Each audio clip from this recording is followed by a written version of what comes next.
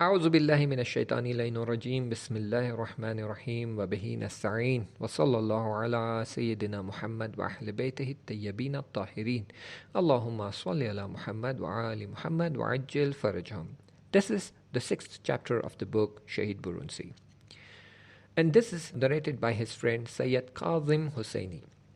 We came across the situation of attack on Pawe city and the attack from the Kurd Khalq party. A group of soldiers from the Mashhad were heading towards the border for the fight. All the soldiers were extremely happy. No one was talking about staying back. Everyone was super excited to go to the front line. The problem started when Mr. Rustam announced that only 25 personnel from among us will go to the front line, and this will be decided by drawing names. Suddenly, the whole ambiance changed. Everyone seemed sad and worried. Everyone seemed worried, what if his name doesn't come up? Everyone wrote their names on the slip. I was sitting in the corner of the room with Abdul Hussain. I had lost all hope that my name would come up. With so many people enlisting themselves, it was quite distant that my name would come up. Suddenly, I heard someone crying bitterly.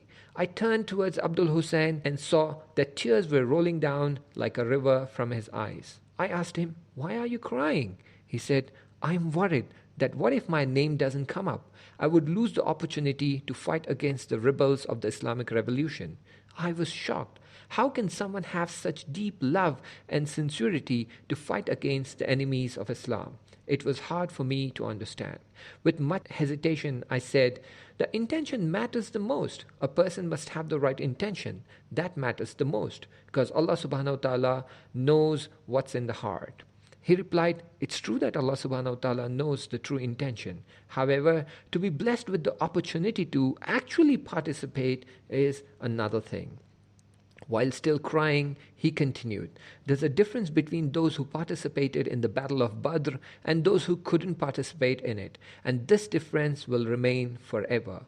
There were many those who wanted to participate in the Battle of Badr, but they were not blessed with the opportunity. Either they were not there in the city of Medina at the time, or that they were sick and bedridden, or for whatever reason, eventually they were not able to participate in the battle. Remember, on the day of judgment, when the warriors of the Badr will be called upon to be rewarded, only those who participated will rise up." Finally, they started drawing the names of the people that would be going to the battlefield, and Borunsi's name came up. However, I was not among the fortunate ones to go to the battlefield. Then they returned from the border after 34 to 35 days. People already knew they were coming back, so people had all gathered to welcome them. There was a huge crowd that had gathered to welcome them.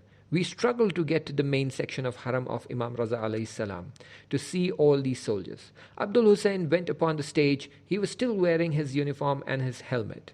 Media was also present there. He started his speech. He would constantly give reference from the Holy Quran and Ahadith, and he was beautifully linking the incidents of Kurdistan with the verses of Holy Quran, and people were listening to him very carefully.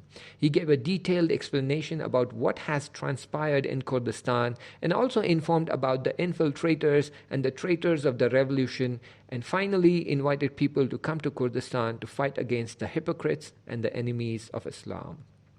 Inshallah, we will cover the next topic in the subsequent chapter.